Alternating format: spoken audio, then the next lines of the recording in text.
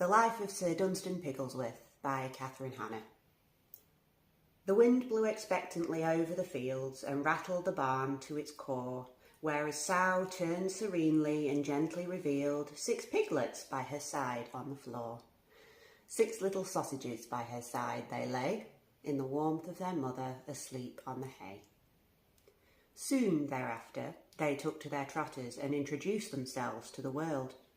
One was a dancer, all teeters and totters, another a tail so perfectly curled, and one went to market, I don't fancy his chances, whilst she had a brain for the farmyard finances.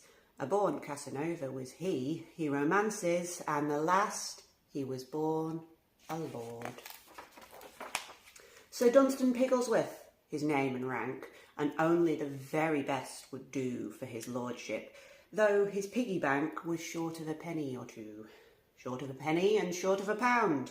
That's when he met her, and knew he had found a suitable companion for one so renowned.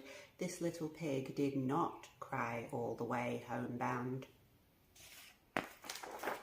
They arrived at a handsome mid-terraced abode by the sea. He took it all in his stride.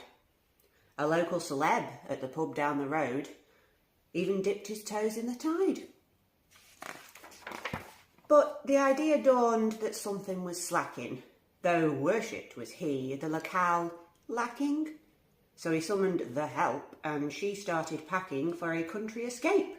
Though the journey nerve-wracking, this country estate was absolutely cracking. So he was seduced by the fresh rural air. It took him back to his early days. He would frolic and flounce and never repair his furrows. It was just not his way.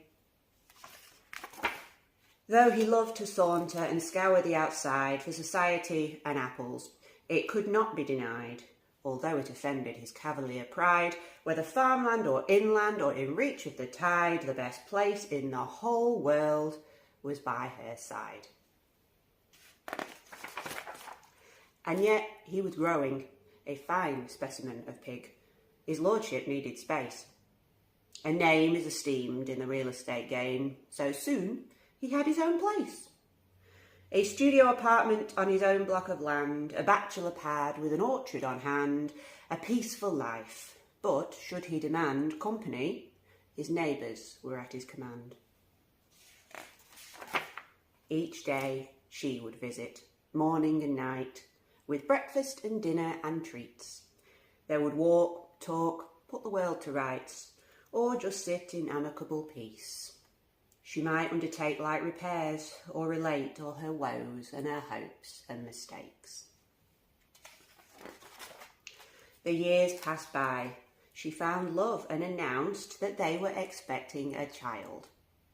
With delight, dear Dunstan set his old nose on her leg, but saw sad in her smile. Pig's tired back legs did not run as before.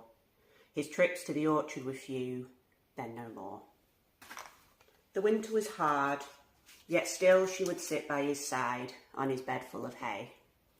As Dunstan lay dozing, he sensed every kick of the babe growing stronger each day.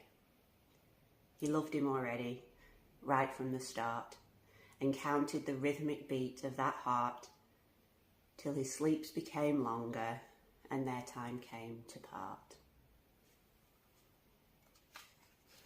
The wind blew serenely over the fields the day that Dunstan died, but his memory remains in her heart, tightly sealed, so it's never really goodbye. She reminisces and laughs. Sometimes she weeps, at others a thoughtful silence she keeps, and sometimes she's angry. This thing we call grief is befuddling, so she does whatever she needs. For some live a short life, and others live long, but memory of love has no end. We'll tell the new baby how much you loved him. He'll grow up knowing you as a friend. We'll say your name, Dunstan, and always revere your endless shenanigans. But where to from here? Will you dance in the dust from whence all things appear, both light years away and oh so very near? Were you quite ready to leave your body behind, to fly free in the breeze, no longer maligned by aches and pains? And if so inclined, will you visit our dreams, if you would be so kind? The sun has set over the fields and carried his soul to the sky, but his memory remains in our heart tightly sealed, so it's never really goodbye.